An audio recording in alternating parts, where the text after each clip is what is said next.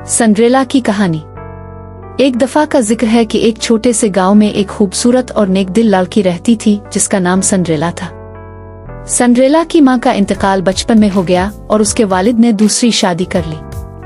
Cinderella की सौतेली मां बहुत जालिम थी और उसकी 2 सौतेली बहनें भी इसे बहुत तंग करती थीं।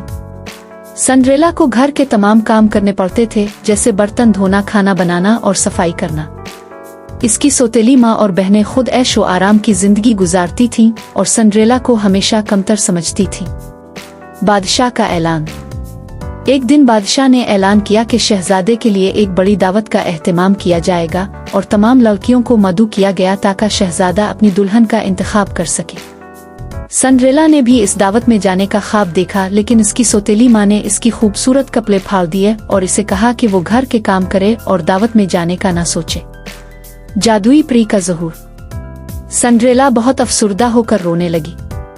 तभी एक जादुई परी नमूदार हुई और उससे कहा, मत घबरावे सिंड्रेला, मैं तुम्हारी मदद करूंगी।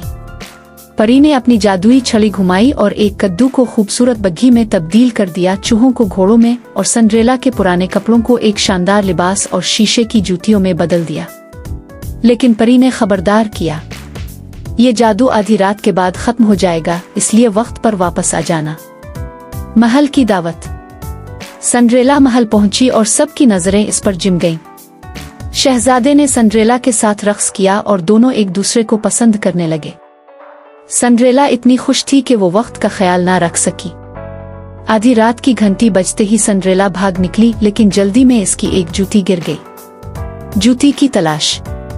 शहजादा सिंड्रेला की जूती उठाकर इस लड़की को ढूंढने निकला जिसके पाँव में ये जूती आ सके। कई लड़कियों ने जूती पहनने की कोशिश की, लेकिन वो किसी के पाँव में ना आई। आखिरकार सिंड्रेला की बारी आई। जूती उसके पाँव में बिल्कुल फुट आ गई। खुशी का इख्तिताम। शहजादे ने सिंड्रेला से शादी कर ली और वो हमेशा खुशी से रहने लगे। सबक। ये कहानी हमें ये सिखाती है कि नेकी और सब्र का सिला हमेशा अच्छा होता है और बुरे वक्त के बाद अच्छे दिन जरूर आते हैं।